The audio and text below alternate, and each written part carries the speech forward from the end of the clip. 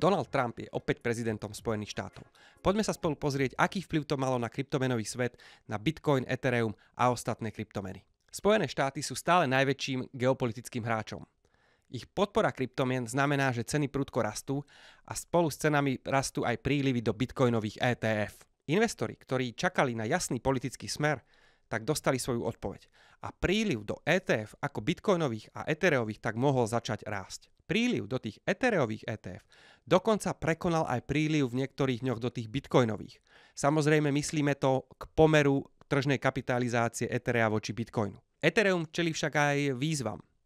Kritika sa zameriava často na to, že nie je dostatočne užívateľsky prívetivé, prípadne, že je pomalé. Protiargumentom na to býva, že kto hľadá rýchlosť, prípadne väčšiu užívateľskú prívetivosť, môže sa presunúť na druhé vrstvy, ktoré sú nad Ethereum postavené. Otázne je ale, aký vplyv to bude mať na ekonomický vývoj Etherea. Tieto otázky zatiaľ ešte nie sú veľmi jasne zodpovedané. Pre Ethereum a Bitcoin teraz ale jasne platí, že cena určuje sentiment. Krásne to vidieť napríklad na Fear and Greed indexe. To je index, ktorý ukazuje, ako veľmi sú investori chamtiví versus to, ako veľmi sa boja.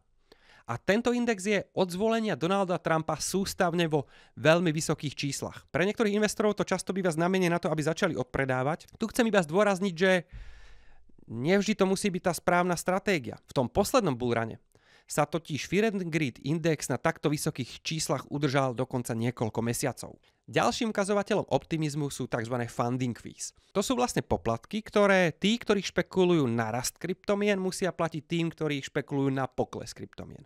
No a tieto funding fees sú aktuálne dlhodobo vyššie ako 15%. Čo takisto naznačuje, že trh je mimoriadne orientovaný prorastovo. Za november sme v rámci Ernia dosiahli krásny výsledok 9,51%. Máme navyše stále otvorené pozície v nemalom zisku, ktoré sa budú postupne uzatvárať v priebehu najbližších týždňov práve podľa toho, kam bude smerovať aktuálne trh. Tento kvalitný výsledok je vyústením našej stratégie, ktorú som predtým definoval v článkoch o Erniu. Dala by sa zhrnúť tak, že sme boli pripravení v prípade trhu, ktorý sa hýbe do strany alebo trochu klesá, aj akceptovať menšiu stratu s tým, že v prípade, že trh vyrazí prudko nahor, budeme schopní na tom kapitalizovať a to sa nám teraz krásne potvrdilo. A ako možno viete, Ernio prispieva 20% zo svojho zisku do stakingu. Takže tento kvalitný výsledok sa tam premietne o mesiac. Sledujte nás na sociálnych sieťach, aby vám nič neuniklo a keby ste mali nejaké otázky, neváhajte sa pýtať.